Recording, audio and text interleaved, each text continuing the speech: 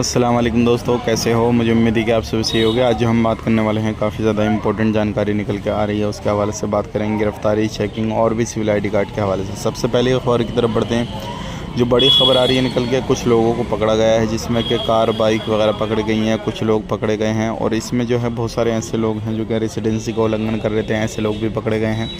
तो अगर आप लोग कुवैत के अंदर रहते हैं तो इस चीज़ का ख़ास करके ध्यान दें, क्योंकि अगर आप लापरवाही करेंगे, सिविल आईडी कार्ड नहीं बनवाएंगे या फिर किसी भी तरीके से इलीगल एक्टिविटी करेंगे तो आपके ऊपर कार्रवाई की जा सकती है। इस चीज़ का ख़ास करके ध्यान दें। आपने तुरंत अपना काम शुरू करने से पहले जो है अपना आईडी वगैरह, अपने डॉक्यूमेंट्स वगैरह कंप्लीट करने हैं। इस चीज़ का ख़ास करके ध्यान दीजिएगा। बात कर लेते हैं यहाँ पे जो भी लोग सिविल आईडी कार्ड अभी बनवाए हैं, उनको सबसे पहली चीज़ ये है, ये चेक करना है कि अगर आपका आईडी नंबर चेंज हो गया है या फिर किसी भी तरीके से जो है आपका एड्रेस चेंज हुआ है तो तुरंत आपने अपडेट करा लेना है।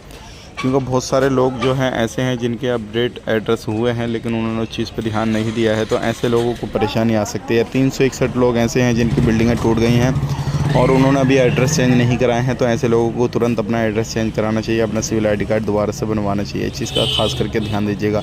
बात कर लेते हैं यहाँ पे कुवैत के अंदर अगर आप लोग रहते हैं तो एक चीज़ का और ध्यान देना है, क्योंकि अभी कुवैत के अंदर लापरवाही करने वालों के ऊपर कानूनी कार्रवाई की जा रही है और सख्ती की जा रही है।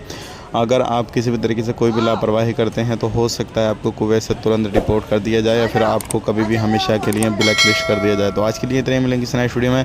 चैनल को पहली बार देख रहे हैं, सब्सक्राइब करें और जितना हो सके वीडियो को शेयर करें। आप अपना ख्याल रखें, अपनी फैमिली वालों का ख्याल रखें। Take care, bye bye.